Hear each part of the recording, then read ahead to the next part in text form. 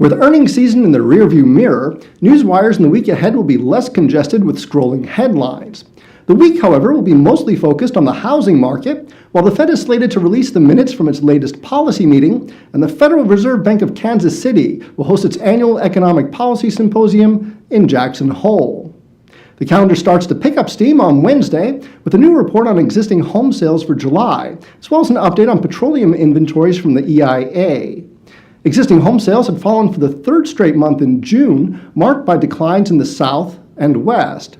Economists at Jefferies pointed out that rising prices and consequential affordability issues have made the housing market less compelling. It's also encouraged sales in the middle price ranges, while discouraging sales in higher tier categories. Meanwhile, on Thursday, investors will receive fresh jobless claims figures, as well as markets composite and purchasing managers index and new home sales. To cap off the week, we'll get an update on durable goods orders for July after the market widely considered the prior month's report as strong. Elsewhere, the Fed's calendar will be fairly active, starting with Atlanta Fed President Raphael Bostic, who will speak about the U.S. economic outlook in Tennessee on Monday. This will be followed on Wednesday by the release of the Federal Open Market Committee's minutes from its two-day policy meeting that ended August 1st.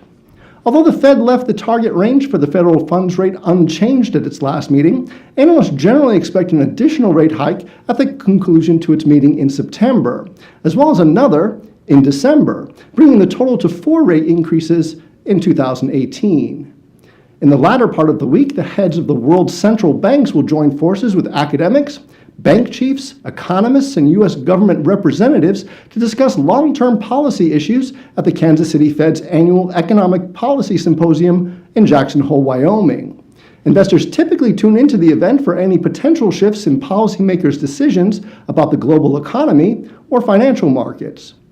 On the corporate side, energy consultant Enercom will host a 5-day oil and gas conference that runs from August 19th through the 23rd. The event, which includes companies such as Cabot Oil and Gas, Range Resources, and Whiting Petroleum, will focus on topics affecting the global oil industry. Analysts at NASDAQ recently noted that crude oil has come under pressure amid U.S.-imposed sanctions on Iran. The recent sanctions, they said, have started to impact shipments to South Korea, Japan, Turkey, and the UAE. However, India and China are two exceptions to this, with China likely to continue importing.